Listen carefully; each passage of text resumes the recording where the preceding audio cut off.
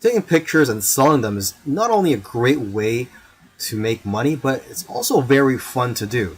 In this video series, I'm going to be talking about stock photography online.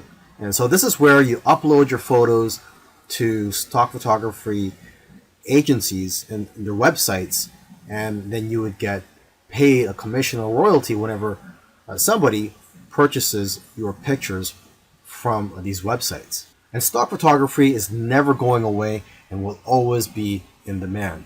Although I must warn you, it is harder to make money selling photos nowadays than it is before, say a few years ago, because of the competition. However, there are people who are making six figures per year with stock photography. And this video series was created to help you rise above your competition. Lastly, I just want to say that stock photography is a great learning experience, and you're going to become a much greater photographer because of it. It's also satisfying when you see companies using your work and knowing that your work has value. And like I said earlier, it's fun. Now here are some quick photo tips for you. Only high quality photos are going to be accepted into stock photo sites. So if you want to have high quality photos, you need a high quality gear. So I highly recommend that you use a DSLR camera, and a plain 50mm lens is just fine. Now you're going to want to try to take pictures that are difficult for regular people to take with their smartphones. And if you are going to be using DSLR cameras, try modifying your shutter speed and try to play around with it. For example, you could try taking long exposure photos. Long exposure photos tend to sell more. When you're taking these pictures, make sure that there's a concept behind the photo. You have to try to capture photos with intention, and also try to make your photos socially relevant.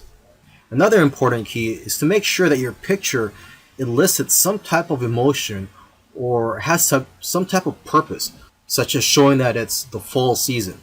Now, photos that do well are in the niches related to food, health, beauty, fitness, money, and business. You also have to remember to leave some room for copy and text for the users to put on the photo. And you should know that photos are not going to be accepted if there are brands, names, or license plates in the background. And if you have models in your photos, they will have to sign a release form. Now that you've taken some pictures, where do you sell those pictures online? Well, the easiest way to find these sites is just to type in stock photos on Google, and you'll find plenty of stock photography websites where you can upload your photos. Now, let me just give you some of the top sites out there. Okay, there is Pond5, which pays 50% of the sale, Alami, which pays 40% royalty per photo, and there is one photographer that I know of who makes $100,000 per year from just this one website. Okay, and there is IEM, which pays 50%. A lot of photographers are having success with this site. And there is Getty, which pays 20 to 30%, but they do sell photos for a much higher price, between $300 to $500. Okay, and 123RF, this stock photo site, the way they work is that the more photos you upload, the higher the royalty percentage that they'll pay you.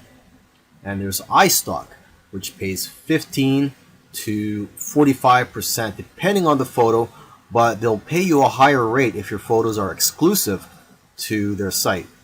And there's Dreamstime, which has a very thorough approval process, but if you do get approved, they'll pay you 25 to 50% royalty and up to 60% if your photos are exclusive with their site.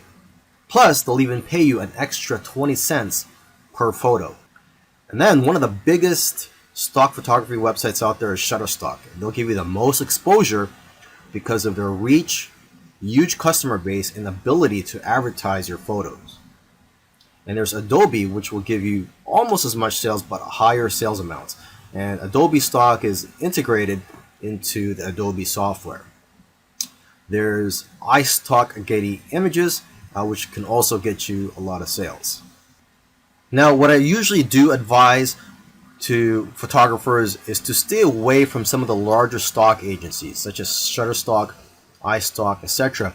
because they're publicly held companies, and they're more interested in making their shareholders happy and not the individual contributors. They just don't have the incentive to help contributors grow and make more money. However, if you are a beginner, you may want to try out these larger stock agencies just to test out the waters and to gain experience at first. And then you could try out the smaller agencies such as Dreamstime, Stockfresh, etc. The advantage of working with these smaller agencies is that there's less competition for you as a contributor. But then again, everybody is different, so you have to figure out what works for you.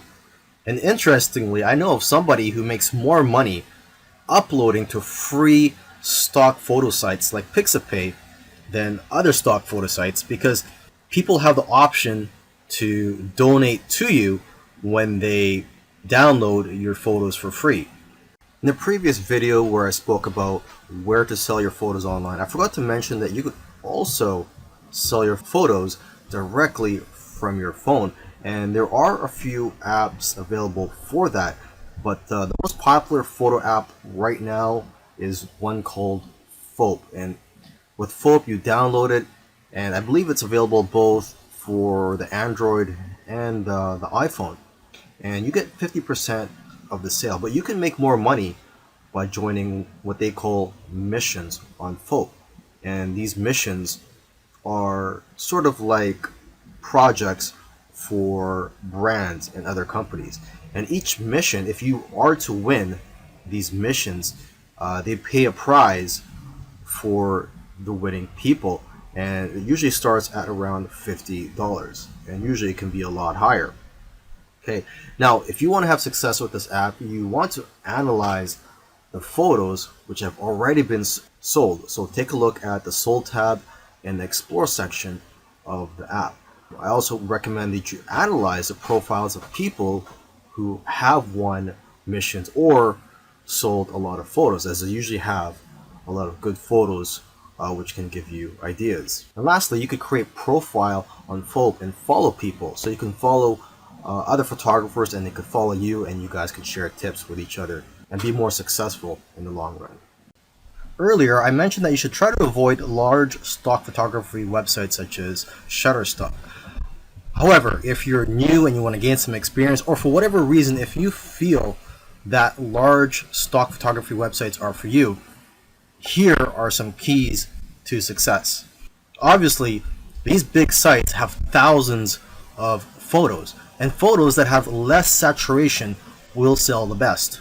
For example, pictures of cats, unless there's something unique about the picture, won't do as well as pictures of animals in the wild. Another example is pictures of iconic buildings such as the White House. These types of pictures won't do as well because there's already a lot of pictures of the White House out there. Now, however, if there's something unique such as an event or a protest happening around there, and you capture that on photo, then that picture will do a lot better. It's also important to use the right keywords. For example, if you're posting photos of flowers, you'll be more successful if you know the exact scientific name and the species of those flowers, and also the English name, where they're from, and other details. And from what I've seen, the best-selling images are the ones with themes such as Christmas, Halloween, Easter, etc. And new images usually sell better than old images, simply because old images tend to get buried in the search results. In the last video, I gave some tips on how to be successful if you were to upload to those larger stock photography websites. Now in this video, I want to give some tips on how to be successful just in general. So these tips will work whether you decide to go for the smaller stock photography websites or the larger stock photography websites. To start off with, you cannot be a generic photographer and make money with stock photography. To be successful, you have to niche down. You cannot be too broad. So you have to be very specific and also good at what you do. For example, portraits of people are always popular. So if you can focus on that, you'll probably do well. You should also stay in tune with what's going on in the world. People who are talking about the popular topics of today need images to support what they're saying. And if you are going to be uploading to multiple stock photography websites, you can use an app called MicroStalker for tracking your sales across multiple agencies. And lastly, if you're consistent, you'll increase your chances of being successful with stock photography. You'll do best if you upload a small amount of photos consistently. Selling your photos on stock photography websites is great. However, there is a lot of competition and it is harder to make money nowadays than it is in the past. So one thing I like to tell people who are involved in stock photography, if they want to take their business to the next level, is to start their own website and just sell photos from your own website. And what I like about being in control, having your own website and selling your photos from your own website, is that you can collect the emails of your customers and people who visit your website. And basically, whenever you have new photos, you can notify your list of subscribers. You could also offer deals from time to time. You see, when you have an email list, you could just email them whenever you're in need of some cash flow. Now, what I recommend you do is, if you are going to start your own website, is to make your website focused on one niche. I know of somebody who made $4,000 in 1 month from his own site. Now, aside from just collecting emails from your customers, you could also collect emails from people who just visit your website. And to entice them to opt in, you can run a contest where if they enter their information, such as their email and their name, they'll be entered to win a photo or a print. Another great thing about building a list of subscribers is that you can build a relationship with your audience and that you're going to get repeat sales in the future. You see, when people buy your photos from stock photography websites, you don't collect their information. So it's not like you could tap their shoulder in the future and say, hey, would you like any of my other photos or my newest photos? This way, with your own website, you could just notify them, like I said earlier, whenever you have new photos or if you have a discount that you're offering. You should also sell prints of your photos from your own website to increase your revenues. Now, if you're scared to start your own website, there are several tools out there that make it very easy for you. And one tool that I highly recommend is called Shopify. One good feature of Shopify is that they will contact somebody who abandoned their shopping cart and they'll get reminded to purchase from you. And there's all types of themes available for you to use from Shopify. And once you have your site up and running, you could use Facebook ads to drive traffic to your site.